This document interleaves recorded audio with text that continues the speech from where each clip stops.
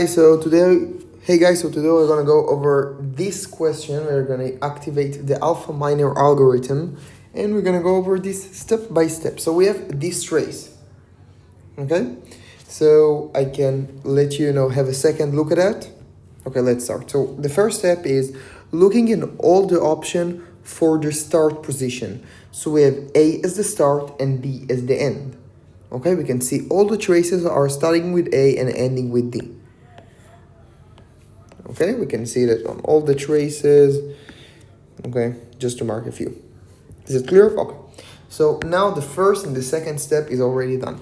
Now we are marking all the dependencies where X is before Y for all the letters. So we go over A and we say, okay, A, and then what happens is B and then C and then B and then B and then C and then C. Okay, so what I did was just splitting this into like columns so it's easier for us to see and separate it. So A, we have A and then B, and then A and C.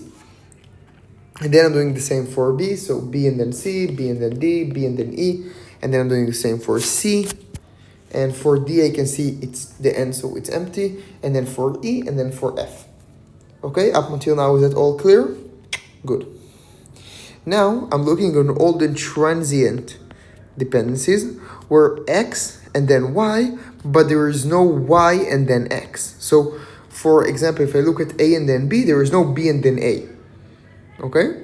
And the remaining group is the parallel dependencies where there is X and then Y, but there is also Y and then X. Okay, so for example, B and C, there is also C and B. Okay, we can see here is B and C, and here is C and B, sorry, here. Okay, so C and B and B and C. Okay, so then I'm starting just to add everything up. Okay, so for example, everything that is related together, I'm just adding, there is no relation between them, because usually there isn't.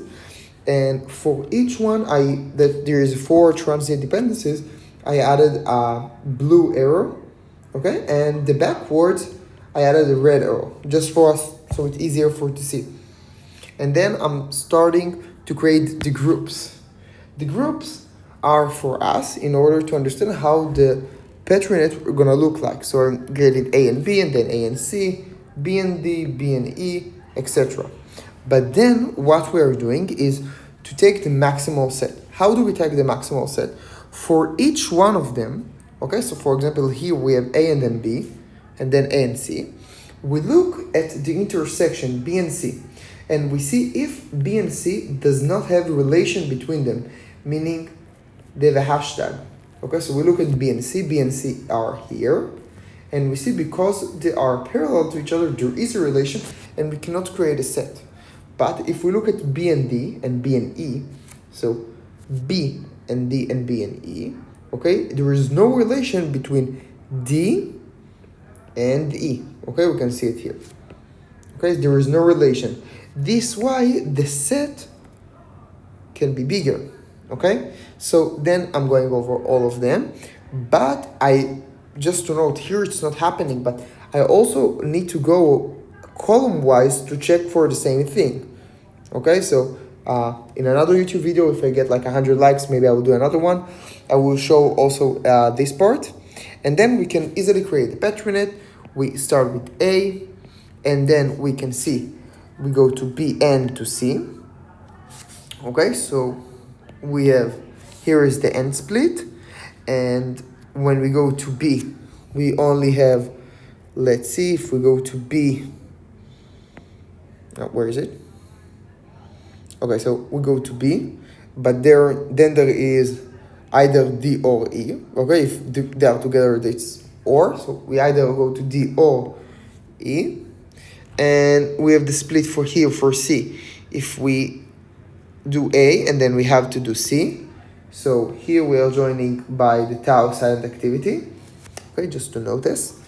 And now when we get here, we discover a loop. We go from E to F, and from F we go back to P2 and P1. How did I know it? Because I look at what F does.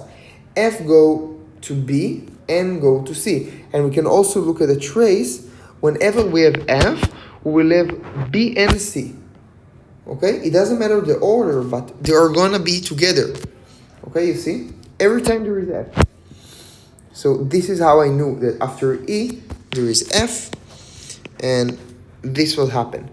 By the way, there is also another way to look at that without adding the silent activity, okay, which I added. It's not the standard alpha minor, which is this way, okay? So this will be how the Petri net looks like, okay? You can see it's the same, because if you go to B and to C, you can either go to E and then F and back again, or you can just go to D and N.